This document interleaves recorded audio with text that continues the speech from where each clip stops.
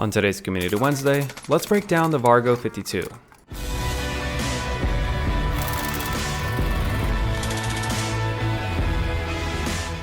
The Vargo 52 is the newest Cold War weapon, and it's changed quite a lot since it was first introduced. However, after a few weeks without changes, I think the Vargo is going to stay about the same from now on. So let's see how it now fits into the meta. In this build, we'll be using the suppressor, 19.8-inch Liberator barrel, axial arms 3x optic, the foregrip, and Spetsnaz 60-round magazine. So let's take a look at the stats, starting with mobility. It has an ADS time of 330 milliseconds, which isn't the greatest, but it's kind of expected for long-range Cold War weapons. It's got a reload and reload add time of 2.8 seconds from empty and 2.1 if you leave one in the mag. And with a mag cap of 60, this is pretty decent. Its movement and sprint speeds are pretty great, but I really gotta highlight its amazing sprint speeds. And Teddy's strafe speed is average for a long-range weapon.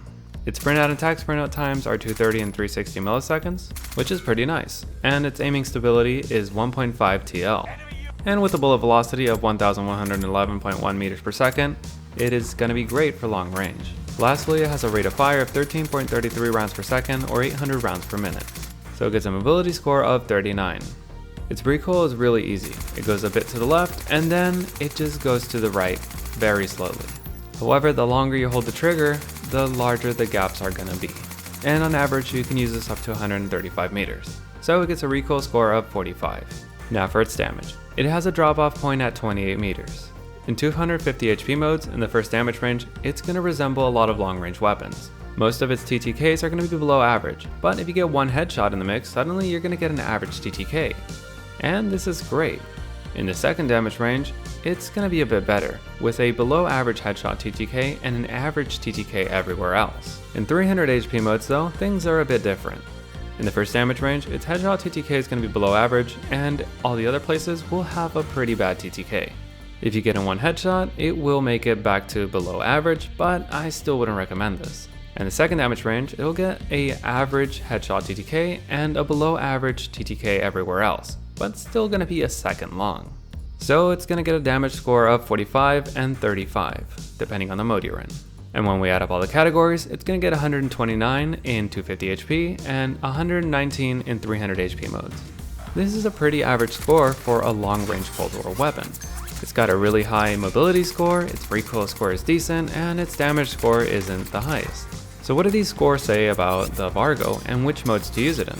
In 250 HP modes, it's going to be very decent. It's going to be on par with the XM4 and maybe even better in some cases, especially since it has better recoil and better mobility for the most part. But in 300 HP modes, I'm not entirely sure if this would be a good pick.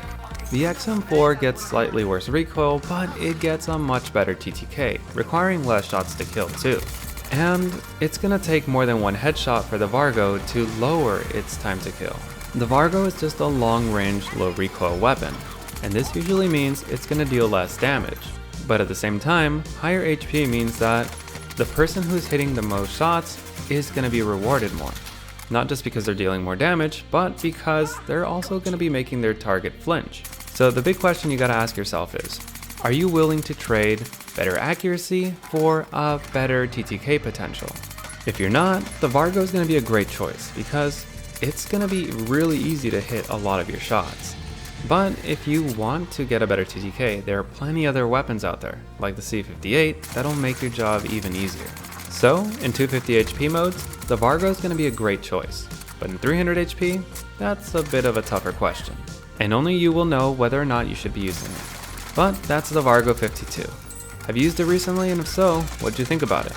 And if there's any other weapon build or part of the game you want me to break down, let me know, you may see it on the next Community Wednesday. Thanks for watching.